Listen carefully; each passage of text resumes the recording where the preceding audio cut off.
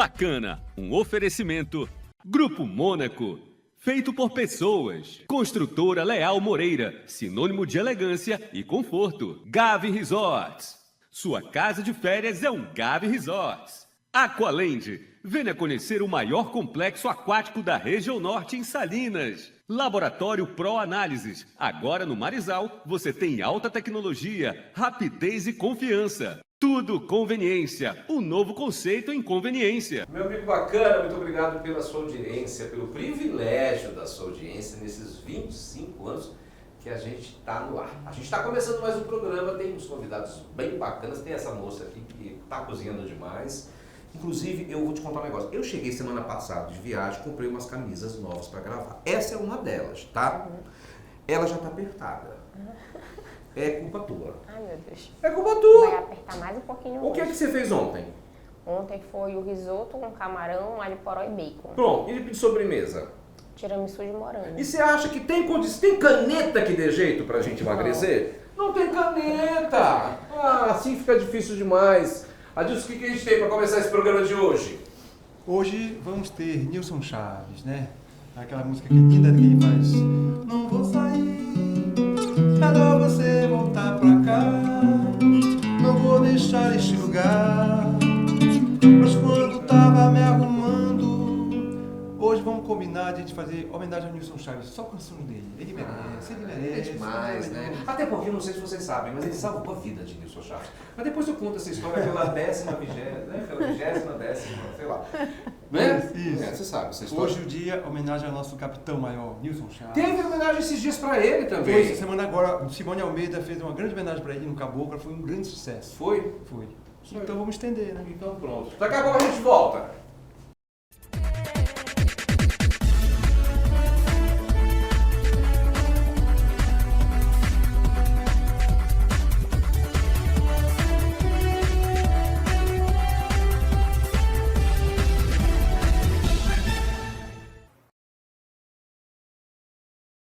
Estamos de volta. Olha, eu tenho 3 craques aqui. Um da advocacia, o outro da arquitetura e a outra do mundo do cerimonialismo.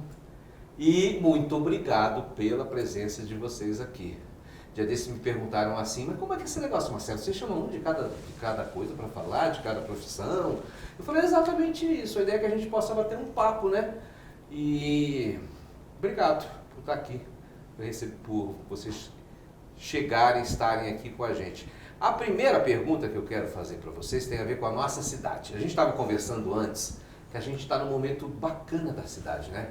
A gente teve o vôlei, não, primeiro a gente teve o basquete, depois a gente teve jogos, veio o Palmeiras, veio o Flamengo, né? Palmeiras veio, Marcelo? Veio o Flamengo, agora a gente tem aí a história do vôlei. E, Eduardo, um monte de coisa acontecendo na cidade, né? A cidade, assim, parece que está numa vibe diferente, não está, não? Primeiro, muito legal estar aqui com vocês, bater esse papo, que é sempre leve e descontraído.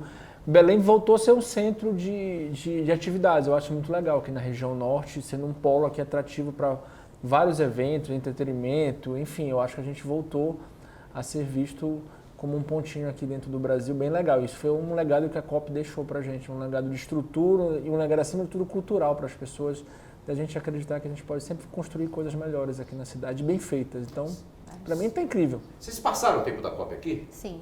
Passaram? O que você sentiu diferente? Me conta. A energia da cidade, a beleza que a cidade está agora, essa mixigenação cultural que aconteceu, achei super interessante. Ela fez até jantar de rainha. Verdade. Ah, mas eu achei incrível também. Até no jantar da rainha, a rainha queria coisas regionais, né? 100% regionais. A rainha, ela fez uma recepção no mercado de São Brás. Sim, exatamente. E qual eram as exigências da rainha? Na verdade, ela queria que todos se sentissem à vontade, desde o traje até a alimentação. Então, todos os convidados foram analisados previamente para saber se havia alguma restrição ou não, e ela queria um cardápio regional para fazer a nossa cultura realmente prevalecer ali, nossa gastronomia. Aí vocês chamaram quem? Santa Chicória? Foi Santa Chicória, na verdade, Cardápio. eles que foram os chefes principais, Sim. com alguns chefes internacionais de um projeto da Dinamarca. Aí, Paulinho Morelli, que é um mago, né? Eu Verdade. falo que o Paulinho é um Assinou. artista, né? Ele pega uma coisinha de nada e transforma um negócio lindo. Verdade. O Paulinho assinou a decoração, não foi isso? Exatamente, ficou belíssima. Teve música local também? Não, eles fizeram uma apresentação da Dinamarca. Da Dinamarca. Foi. E teve chefes da Dinamarca que vieram? Na verdade, é um projeto da Dinamarca com chefes de alguns países do mundo. Sim. Então, alguns chefes vieram para culminar o projeto aqui, junto com o Paulinho. E a rainha foi na ilha, no Cumbu, o que ela foi fazer lá? Ela foi conhecer a ilha, provar o nosso cupuaçu, ficou apaixonada. Açaí, que ela repetiu. Foi? Foi. Olha que coisa doida. E Paulo, o que mais você gostou nessa época da COP, assim? O que te chamou mais atenção? Uma coisa que você fala assim, cara, olha que coisa legal, bacana. Olha, analisando pelos meus olhos de arquiteto, eu acho que o mais bacana de tudo é ver o paraense, o morador de Belém, reaprendendo a usar a cidade, né? Então, você olha, por exemplo, Doca, Tamandaré. Tamandaré era uma via urbanisticamente terrível e você vê que ela recebeu um ressignificado ali, então de imediato você vê que a população ela já começa a reaprender a usar. Lógico que a gente vai ter sempre nesse contexto alguns imprevistos, nem tudo é perfeito, mas eu acho que o morador começa a reaprender a usar a cidade. E com tudo isso, isso começa a chamar melhorias para o entorno daquela intervenção, né? Então, eu acho que mais impactante, se a gente fizer um comparativo entre Tamandaré e Doca, é óbvio que a Tamandaré, o impacto na Tamandaré vai ser muito mais visível, né? Apesar de ser similar os trabalhos feitos, mas eu acredito que na Tamandaré a cidade vai sentir mais. Eu acho que a Tamandaré vai chamar de volta aquele usuário que abandonou por falta de infraestrutura, aquele bar que fechou porque a Tamandaré já não era mais tão atrativa. Ou seja, você sentiu que as pessoas começaram a utilizar melhor a cidade? Elas começaram a reaprender, né? Porque você não tinha uso na Tamandaré. A Tamandaré era uma... Eu estou usando o exemplo da Tamandaré porque, para mim, de todo o legado da COP, eu acho que ela é mais significativa porque ela está ali ligando o centro histórico ao resto da cidade. Então, existe uma preocupação muito grande com Belém. E agora colocaram lá, inclusive, né, Eduardo, colocaram lá um terminal hidroviário. Exatamente. Sim, é essa integração toda aí, né? Terminal hidroviário. Então, quer ver um negócio que vai acontecer agora, que eu achei incrível? Vou inaugurar a Usina da Paz em Coraci com um terminal hidroviário.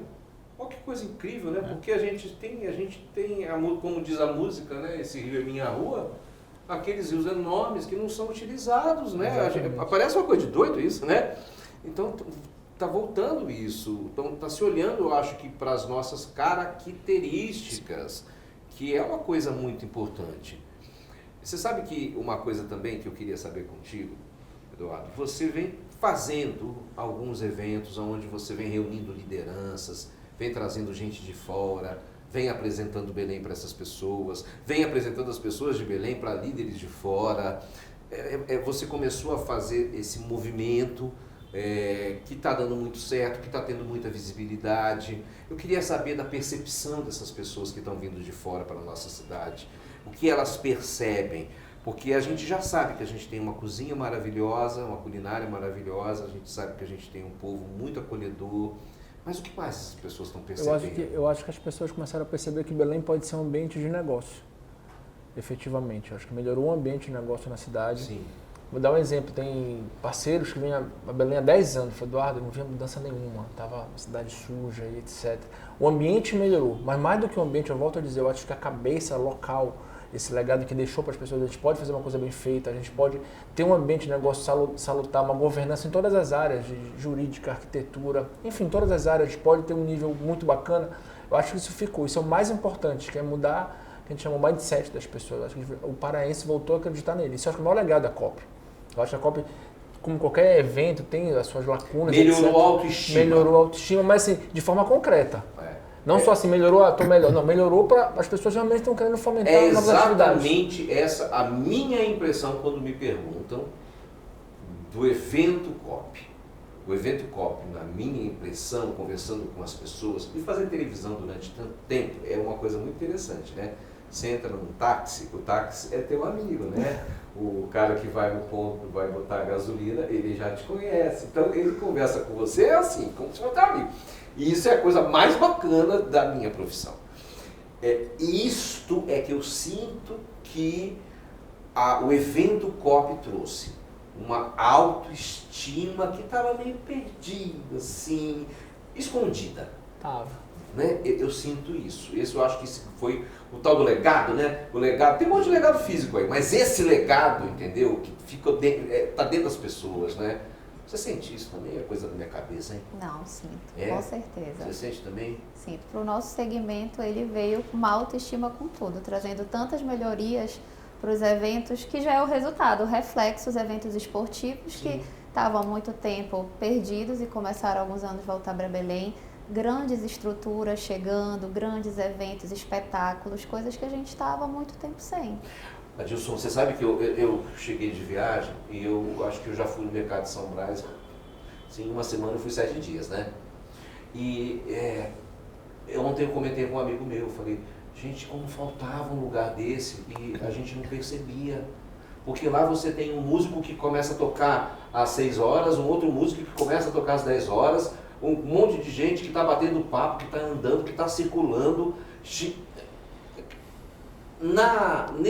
Nessa questão da noite, dos músicos, da arte, a gente deu uma melhorada também? Tudo isso trouxe assim uma melhora para o setor? Você sente isso ou não? Sim, foi fundamental. Teve um evento que foi muito interessante. Aquele espetáculo que teve com aquelas pétalas lá no Combu, né, da artista de fora. Sim. Enfim. Tinha 3 paraenses no meio dela naquele evento, então. Foi uma visibilidade nacional. Isso dá autoestima pra gente aqui na terra, começar a compreender que esses artistas daqui são fundamentais, são importantes, têm que ser valorizados, entendeu? Então, se o mundo valorizou elas, se o Brasil valoriza, a gente tem que valorizar também. Então, a partir do momento que é uma coisa macro, que é a Dona Onete, por exemplo, dali também pode vir para uma célula, quando você chega num restaurante, quando você está num lugar, vê aquele artista ali, a gente tem que começar a olhar de uma forma diferenciada, porque é um tipo de entretenimento fundamental, que dá alegria, dá paz, dá felicidade, que salvou as pessoas na Covid. Então a gente tem que ter esse olhar artístico também para a arte, para a cultura, e começar a respeitar todo mundo, e fica tudo no seu lugar. A COP fez um pouco disso. Paulo, a gente conversa muito sobre mercado, né? Porque nós fomos lá, a gente foi lá, aquele trabalho primoroso do Aurélio Meira, né? Não tem Sem o que dúvida. falar, coisa Sem linda que o Aurélio conseguiu fazer. E a gente conversando muito sobre isso, parece que a gente começou a ter pontos para que todo mundo possa convergir, para que todo mundo possa circular junto. Isso a gente vê em tantos lugares do mundo, né? Uma vez você estava falando para mim do mercado de Chicago, por exemplo, né? Exatamente. Que é uma coisa que você fala, pô, mas Chicago tem um mercado? Tem um mercado incrível. Talvez mais feio que o nosso, mas com a mesma veia pulsante, né? Sim. Eu acho que quando você começa a explorar esses lugares de encontro, você potencializa a circulação daquele bairro, daquela região.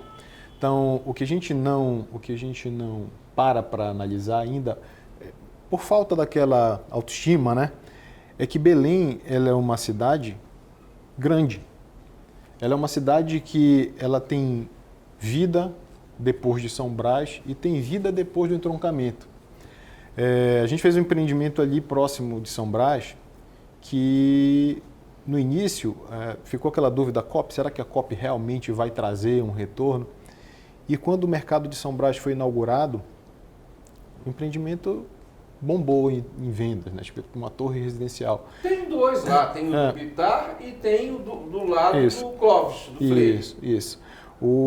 E aí a gente começa a perceber que nós tínhamos, né, uma carência muito grande, mas não é de equipamentos, não. É uma carência de autoestima mesmo, como ele falou. Você revitalizar o mercado de São Brás é você trazer para aquela região, guardadas as devidas proporções, uma estação das docas, por exemplo. Entendeu? Então, aquela região ali que precisava se deslocar antes para a estação das docas ou para qualquer outro lugar de encontro, já não vai mais precisar fazer isso. Ela já deixa de ir num shopping, né, para ir no equipamento urbano desse maravilhoso. O Aurélio, assim, eu não tinha dúvidas que quando o Aurélio começou a fazer essa pesquisa, aí maravilhoso. Agora, nós continuamos com problemas, né? Lógico. Claro. Dia desses, eu sou um cara que quando escrevo, e eu escrevo e sou muito focado em números, né? Eu gosto muito de buscar estatística, números para poder informar as pessoas, porque eu acho que quando você traz estatísticas, traz números, você realmente está embasado em um tipo de pesquisa que foi feito explicando aquilo. Então eu sempre, desde quando comecei a escrever, sempre tive essa obsessão por números e estatísticas. A gente, lógico que continua com vários problemas, mas é aquilo que eu falo, o cobertor sempre é curto, né? E não tem jeito, no Brasil ainda é assim. O que ainda falta? Na visão de vocês, assim, o que ainda falta para a gente evoluir mais na cidade, para que a cidade melhore mais? Cada um talvez tenha uma ideia. Assim, Belém estava parado há 30 anos, independente de coloração política. Belém, vamos geral. Não, e aqui não estamos falando de política. Não. A gente está falando A cidade exatamente estava parada. em pensar na Eu cidade. acho que a COP ela colaborou muito, o governador ajudou muito, foi sensacional isso. A gente conseguiu dar um passo. Só que eu acho que a gente tem muito a desenvolver ainda, né? A gente tem ainda um problema de saneamento muito grave na cidade. A gente tem uma prefeitura que foi recebida ainda com um déficit histórico, não é de A, B, C ou D, lá de problema de arrecadação, problema de imposto ainda, que a prefeitura não consegue arrecadar o que gasta ainda. Então ela não tem essa conta fechada em termos de município, isso é um problema. A gente melhorou a infraestrutura. Está aqui o arquiteto falando aqui de mobilidade, mas acho que Belém ainda continua com um problema de mobilidade. Melhorou, o BRT saiu, melhorou muito. Quem trabalha assim, precisa usar, falar, poxa, melhorou, mas demorou quanto tempo para sair? Então a gente tem um problema disso. A gente tem um problema ainda de saúde. Eu acho que a gente tem vários problemas para resolver, não vai resolver em um dia. Né? Mas eu acho que a gente deu um passo muito legal para o futuro. Como a gente não olha para trás, senão seria que nem caranguejo. A gente tem que olhar para frente os nossos problemas aqui. Né? Mas assim, eu vejo com muito bons olhos o futuro da cidade. Eu acho que o prefeito assumiu algo muito difícil agora, o prefeito Igor, e vai estar fazendo um bom trabalho. Eu acho que está desenvolvendo algo bem legal. Vai demorar, talvez nem surta na administração dele, os resultados, que não é simples, não é tão simples. Por exemplo, o próprio mercado ali, para mim, eu sou um cara de mercado. Eu acho que a prefeitura ali tem que fazer uma concessão, tem que ir para a mão do privado, o privado operar ali. Então ele vai ter um desafio ali de operar, ele vai ter um desafio logístico nisso dali. Né? Como ele vai fazer isso, eu não sei. Mas assim, é um desafio para manter aquele patrimônio e melhorar aquele patrimônio. O mercado é um exemplo, né, que a gente tem ali. Então, assim, tem muita coisa a ser feita. Asfalto ainda, por exemplo, mobilidade. Acho que Belém, o que foi feito foi sensacional, mas eu faço filmagem às vezes, né? Zé fala, eu vou bater o carro filmando, fazendo vídeo para o Instagram. Eu ando aqui em Belém, quando eu estou dirigindo aqui, fica tremendo meus vídeos. Eu ando em São Paulo lá, com um trânsito caótico, eu também opero lá, você sabe disso. Eu ando numa pista em regra que não tem aqueles buracos para operar ali. E ali pode dar um problema e etc. A gente tem uma dificuldade ainda muito grande. Acho que melhorou. Até porque vem reforma tributária, tem um monte de coisa envolvido aí. Notícia boa, não é só catástrofe. Com a reforma, os estados em regra, que são destino da arrecadação, o Pará não foi prejudicado com a reforma tributária. Dos 149 municípios, 133, são 159, né, vão manter ou aumentar a arrecadação. Então o dinheiro vai entrar de tributo, que vai unificar o imposto estadual com o municipal. Então, isso é uma notícia boa para ter bons gestores que possam aplicar o recurso da melhor forma possível para a nossa cidade. Bom, vamos para um intervalo, eu volto conversando com esse pessoal que está aqui. Você que vai terminar esse bloco aí, você só vai ficar esperando a comida.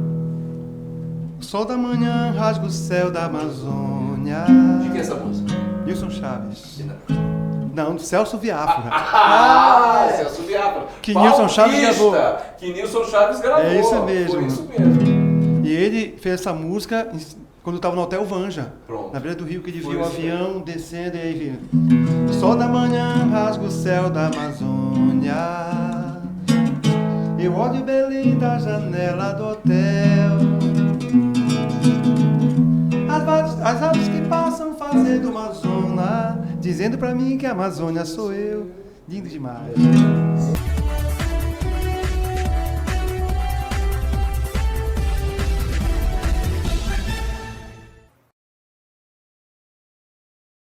Estamos de volta. Olha, tem uma história que é muito interessante que eu quero contar para vocês. Um dia eu fui visitar o Raul Ramos. Aí eu cheguei no escritório do Raul, PH. O Raul estava assim numa prancheta. Aí ele falou: olha o que eu fiz. Aí ele mostrou para mim. Era a Doca de Souza Franco, aonde ele tinha feito um projeto que transformava a Doca, a avenida, em um parque. Ele ficou muito doido para fazer isso. Não tem cabimento a gente ficar com aquele negócio aberto, entendeu? Doido para fazer isso. Quanto tempo o Raul morreu? Olha, 15. Uns 15 anos mesmo. Né? Você vê, 15 anos atrás Raul morreu. Logicamente eu vi isso um pouco antes de 15 anos, 16, 17, eu não sei, né? Raul talvez tenha sido, na arquitetura do estado do Pará, o primeiro nome que começou a modificar a nossa cara, né? A cara dos empreendimentos, trazendo inovação, trazendo mais sofisticação, trazendo tecnologias novas. Eu sei que você teve eu fui estagiário do Raul e me formei e fui contratado pela Síntese Engenharia na época e trabalhei com ele mais 6 anos. E o Raul era visionário. Na verdade, ele era um visionário. Assim, muito do meu processo criativo hoje, eu aprendi com ele observando, né? Porque o Raul, ele tinha um método de criar, ele era muito visionário. Mas é aquela coisa, a gente normalmente faz um empreendimento pensando 20, 30 anos na frente. O Raul era uma coisa assim que passava disso aí, sabe? Ele tinha uma visão de futuro diferente da média dos arquitetos. E o processo criativo dele era muito interessante porque ele pedia para não ser interrompido. Deixa eu viajar. Eu me lembro que ele me apareceu uma vez com um rascunho de uma torre de 30 andares no meio da Bahia. No meio. E aí entra sempre os racionais, né? Tá louco? Não. Deixa. E hoje, quando eu sento com um empreendedor, com um incorporador, eu não interrompo. Eu deixo ele falar para eu captar exatamente o máximo que eu conseguir. Porque a gente tem nós somos treinados, o ser humano é treinado para ter o senso crítico sempre apurado, né? Então, tá com lei na cabeça, olha, eu quero uma torre aqui de 40 andares, aí pô, lá o gabarito só permite 20. Então, você já interrompe o cara e diz, olha, não dá para fazer. Isso é natural do ser humano, né? Você já interromper. E o processo criativo dele é diferente. Eu tenho um exemplo emblemático com ele, que é o Síntese Plaza, que a gente foi assistir o Código da Vinci para fazer o Síntese Plaza. Era uma viagem, assim, sabe? Um negócio, para quem estava de fora, era quase que infantil, né? O processo criativo, mas era de uma genialidade. E a partir desse processo, as outras construtoras foram se obrigando a fazerem edifícios melhores. Sim. E eu acho que Belém tem um nível de arquitetura altíssimo. Altíssimo. Altíssimo. Eu fico besta com as coisas com os projetos que são lançados, né? Como você... isso também faz com que a nossa cidade também fique mais valorizada, né? Também fique mais bonita. Não tem imagem mais bonita que você chegando de avião, né, para Belém. Não chegando à de avião toa, para né? Belém é um treco, né? Essa é a verdade, né? Você tá chegando, Você chegando de avião para Belém, assim, à noite então é lindo aquilo ali. E são poucas cidades que você tem essa chegada, né? Então, eu sei que... Mas esse processo criativo dos arquitetos que estão fazendo cada vez coisas mais bonitas, mais ousadas, mais incríveis, tudo isso também muito ligado ao gosto do paraense também, né? Olha, na verdade, a exigência de mercado, ela tem uma força muito grande aí. Hoje, você tem acesso a imagens, você tem acesso instantâneo a notícias, a informações, e isso faz com que você aumente um pouco a sua régua de exigências, né? Então, você parar para imaginar que há 10 anos atrás era praticamente impossível você sonhar que nós teríamos um empreendimento da Pininfarina no Pará. Entendeu? Então, hoje você tem um empreendimento da Pininfarina no Pará, que é o que há de mais significativo em termos de design no mundo, né? Então, e isso graças à exigência do mercado. Então, hoje o mercado te força. Né? Hoje você não pode ser mediano para projetar prédio em Belém. Hoje você tem que realmente pesquisar, sentar, ver o que o mundo está produzindo para trazer para o mercado essa exigência, né? Suprir essa exigência do mercado. Então, e se me permitir, para ver como o paraense é tão diferente empreendedor, a exigência é lá em cima, num lugar que logisticamente é mais complicado vir com material para cá, que nós temos uma limitação de quanto eu posso cobrar no metro quadrado, diferente de outros lugares, e você tem um projeto de extrema qualidade. Um desafio aqui é a nossa orla. Lançar prédios ali na orla, talvez é um futuro ali sensacional. Tem que mudar esse plano diretor aí. E aí são coisas incríveis que dá para fazer. Porque não tem cabimento. Todas as cidades têm prédios na orla. Belém não tem. Quando você me convidou para vir aqui, eu fiz uma promessa para mim que eu não ia tocar nesse assunto do plano diretor. Mas já que você tocou, eu acho que é histórico isso no mundo. Eu acho que você tem que caminhar, o poder público tem que caminhar lado a lado com a iniciativa privada. Se você coloca na orla alguns pontos onde a iniciativa privada pode investir, você leva para ali infraestrutura, você leva para ali segurança. Em todas as cidades que tem orla é assim. Eu não conheço uma que não seja. Você me diz uma aí. Não. Também não. Eu não conheço. A gente tem um exemplo clássico no mundo que é o Guggenheim de Bilbao. Antes do Guggenheim, ali era uma zona portuária morta, com índice de criminalidade absurdo, e aí um maluco chegou e disse, eu vou fazer o Guggenheim aqui. E aí quase fuzilaram o coitado, né? E aí hoje é uma das regiões mais ricas, né? Em função Porto Madeiro, de um museu. Porto Madeiro, sensacional. Você pode vir bem mais para cá, que eu acompanho muito essa história de Porto Madeiro. Agora, mudando totalmente de assunto, eu queria entender uma coisa. O povo festeiro, que é o paraense, graças a Deus, porque eu também sou cidadão festeiro, gosto de festa, adoro, mas o paraense é festeiro. Bastante. O paraense é festeiro. Aí, o paraense é assim, ele sempre quer estar fazendo alguma coisa a mais, alguma coisa diferente, ele quer sempre incrementar. E aí eu fico imaginando você, a minha querida Nilma, todos os homens e mulheres que trabalham com cerimonial, vocês têm que ter assim, como um arquiteto, né? Uma gaveta de ideias para poder atender tudo isso, né? Ao mesmo tempo, a gente tem muita gente boa no mercado, né? Temos. Hoje o mercado está bem qualificado. Como ele falou, a régua da arquitetura, a régua dos eventos também subiu muito. O paraense é extremamente festeiro, é exigente.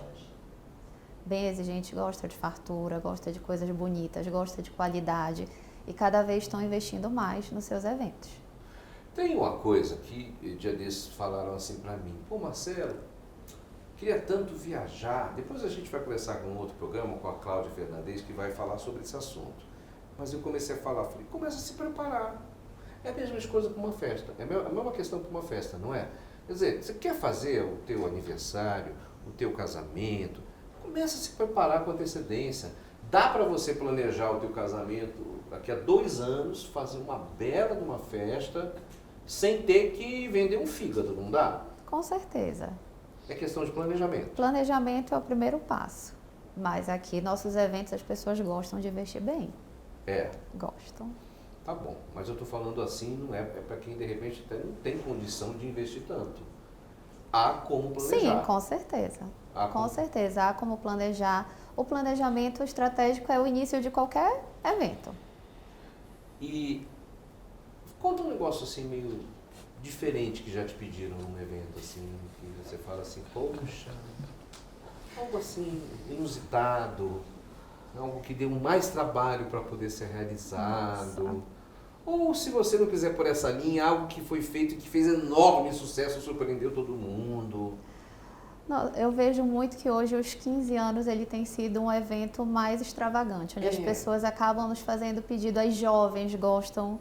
Os 15 anos de hoje são mais ou menos uma apresentação, eu assisti a última apresentação da vida de Michael Jackson em Los Angeles, tive essa sorte, né? Os 15 anos que eu vejo hoje, eles são mais ou menos o que era aquilo lá, entendeu? Do Michael Jackson, não é isso? Então, realmente a gente acaba É tendo uma festa pedidos pop, né? bem pop. É um show. É o acontecimento. É um show. Elas viram grandes estrelas, Que coisa louca, as nossas né? debutantes. Talvez seja mais Exatamente. importante que até o próprio casamento hoje, né? Sim. Nesse sentido. Elas A gente têm, acompanha têm aí, né? valorizado muito, elas valorizam muito, é um momento muito especial da E vida aí tem delas. dança, coreografia, música, efeitos especiais, tem a palco que sobe, participação. palco que desce. Exatamente. Né? A pessoa que entra com uma roupa e de repente vira, não sei, aparece com outra. Exatamente. Então, hoje, os 15 anos, ele acaba que é a cereja do bolo e elas amam cada detalhe, tem que ser diferente uma da outra, tem que trazer sempre uma inovação, tecnologia sempre, enfim, os figurinos Quanto tempo extraordinários. demora para se planejar uma festa Geralmente dessa? um ano é o planejamento de uns 15 Um ano. anos. Ô Nilma, eu ia ter um ataque cardíaco, né?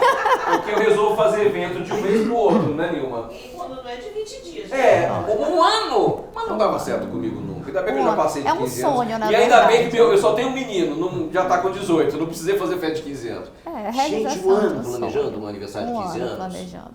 Você tem uma garota, De 4 anos.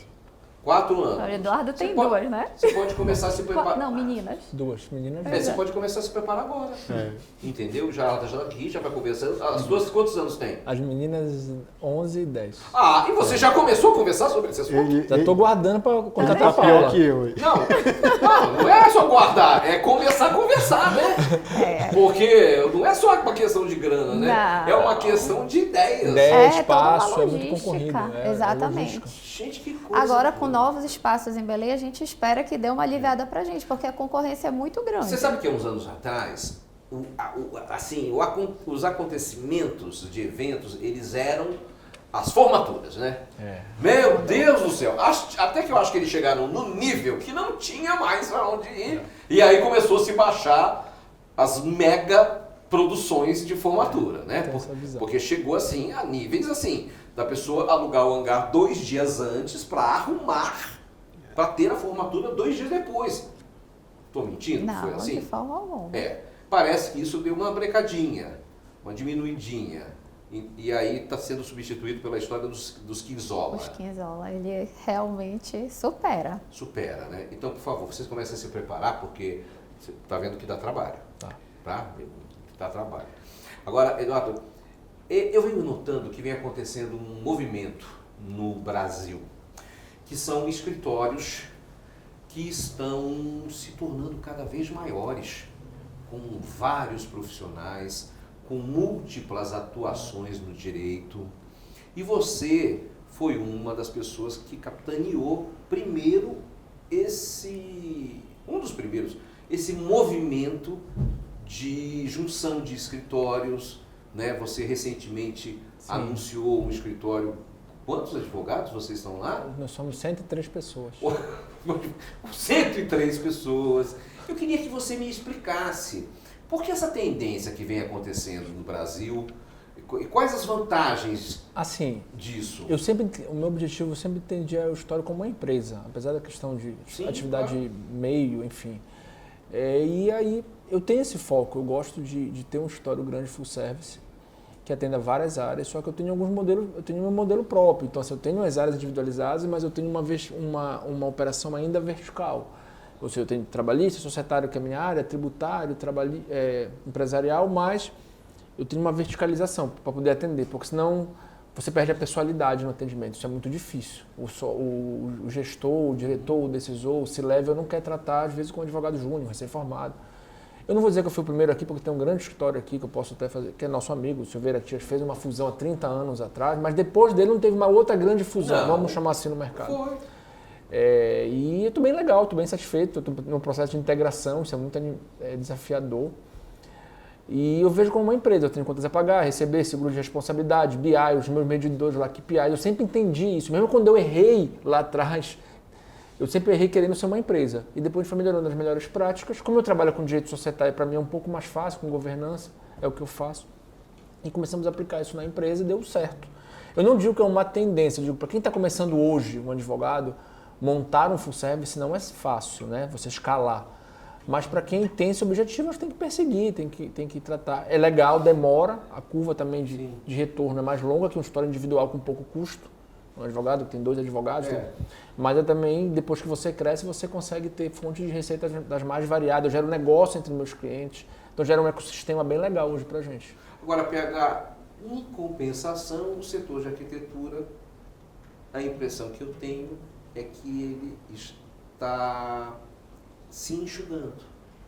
Ou seja, a gente já teve escritórios de arquitetura com um monte de arquitetos e hoje a gente vê estúdios, se é essa palavra que se pode usar, eu não sei, boutiques de escritório de arquitetura com 1, 2, 3 profissionais apenas, com um volume menor, quantitativo, mas em compensação a gente vê um aprimoramento nos projetos. É impressão minha ou isso está acontecendo?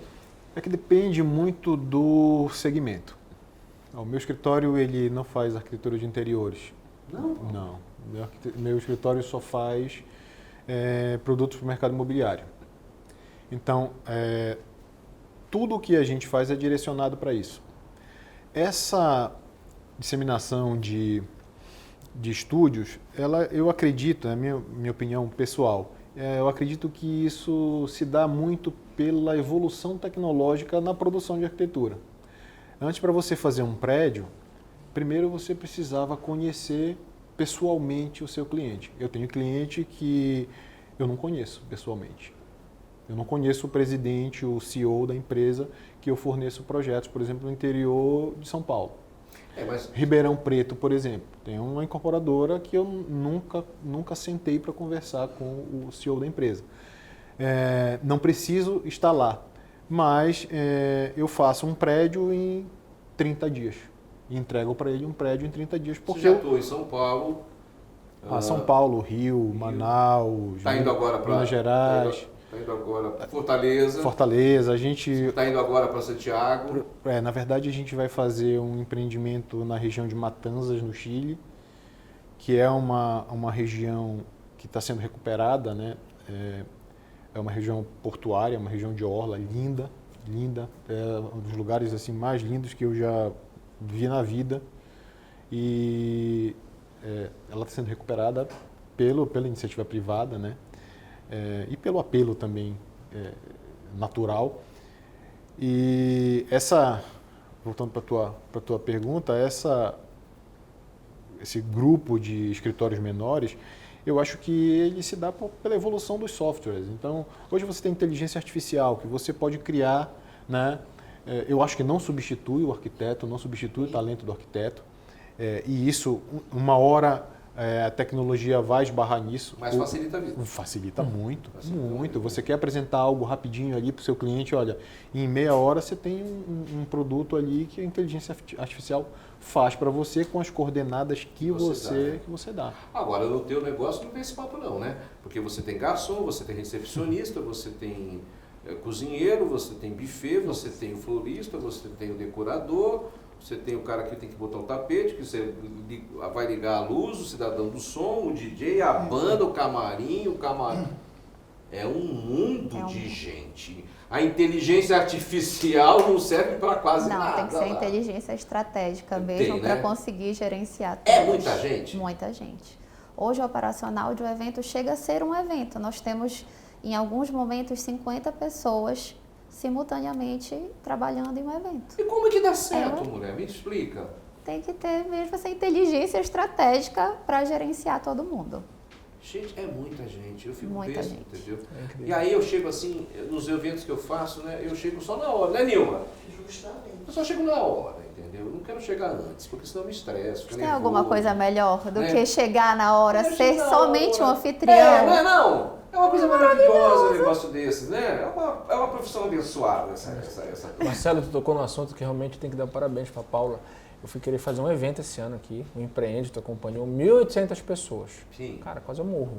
Assim, claro, toda a organização te contratou, a gente era só investidor, mas mesmo assim você fica um pouco mais perto da operação. É. Imagina quem está lá tocando, fazendo a estratégia do negócio. O dia tem que ser o dia, tem que dar certo. Tratar com as pessoas, o contratante não é fácil, então assim, você tem todo um... E a Paula trabalha tanto para eventos corporativos como sociais. Imagina tratar com eventos sociais ali, todo o sonho da mãe, do casamento, da filha. Não é fácil, né? Agora você imagina, Paulinho, que a dona Nilma ali, que não quer aparecer, fazer os eventos de quem que ela fazia, do arquiteto que nós conversamos aí. Do Raul Ramos. Imagina! A Nilma, Imagina o Raul com aquela cabeça louca dele e a Nilma tendo que correr atrás. para quem não sabe, a Nilma montou 3 apartamentos em tamanho real Olha aí. dentro do galpão 3 da Estação das Docas. Ela se mudou para lá 4 dias. É por isso que ela não quer saber de mais nada. De mais Ela nada. fica só administrando o pissolate, né? isso É muita aí. dor de cabeça, minha super mega amiga. Olha, a gente vai daqui a pouco para a nossa mesa. E a nossa chefe pissolate fez aí uma coisinha gostosa. Daqui a pouco eu volto.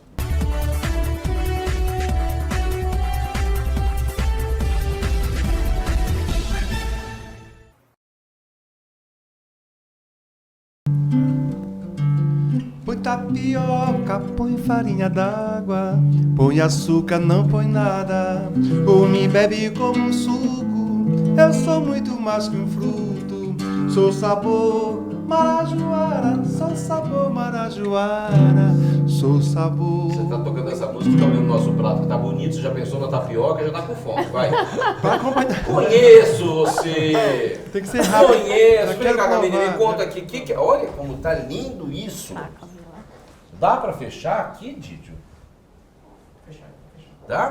Olha que coisa. Fala aí, conta pra gente, o que tem aqui? Lembra que você falou no seu programa passado? Lembro. Do pirarucu do Dá um Mediterrâneo. beijo. Eu falei pra ela, assim pra ela, um dia desse eu fui lá no Pissolate, eu comi um pirarucu novo que vocês fizeram. Aí, pronto, falei ontem, olha aqui, ela já trouxe pra gente comer. É um pirarucu? É como se fosse uma releitura do Gomes de Sá, aquele bacalhau português. Aí a gente usa o nosso pirarucu, nosso peixe com brócolis, tem azeitona roxa, a batata e o nosso cheirinho, né? O nosso gosto bem E paraense. olha o cheiro.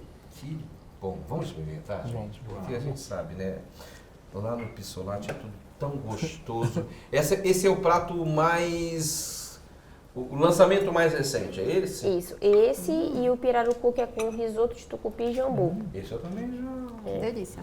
E aí para acompanhar tem o pinot grigio da Freixenet, que casa muito bem com o peixe. Olha aqui, a gente ainda tem...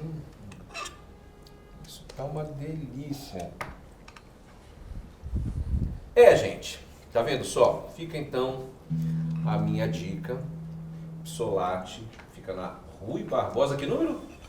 1835, 1835, entre Mundurucus e Conselheiro. Mundurucus e Conselheiro.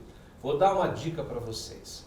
Vocês podem almoçar, vocês podem tomar um café da manhã, um café da tarde, um chá, jantar e ainda podem levar para casa os croissants, que tem só gente assim, ó, que leva os croissants, meu amigo. Mas depois eu conto. Tem um bolo de laranja também.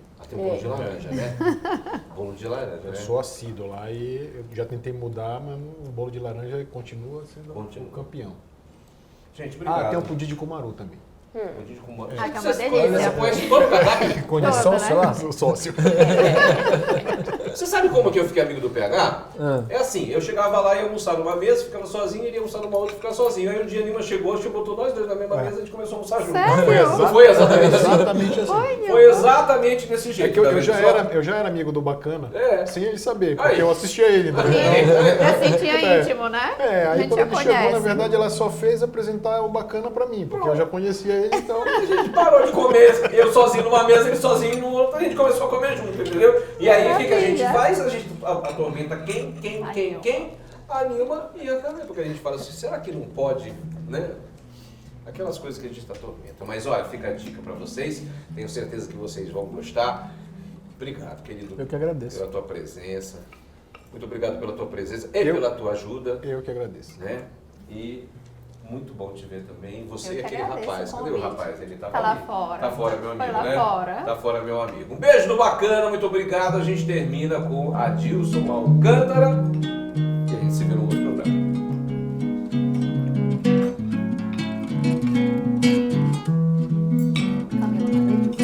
Te amei assim como água de chuva que vai penetrando por dentro do mundo. Te bebi assim como poço de rua que eu olhava dentro, mas não vi o fundo. Tu me deste um sonho, te trouxe gosto de Tucumã. Tu me deste um beijo, assim esse amor até de manhã. Veio o sol batendo e nos despertou, e a gente virando terra, mato, galho e flor.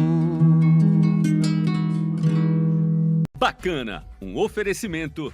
Grupo Mônaco, feito por pessoas. Construtora Leal Moreira, sinônimo de elegância e conforto. Gavi Resorts, sua casa de férias é um Gavi Resorts. Aqualand, venha conhecer o maior complexo aquático da região norte em Salinas. Laboratório Pro Análises, agora no Marizal você tem alta tecnologia, rapidez e confiança. Tudo conveniência, o novo conceito em conveniência.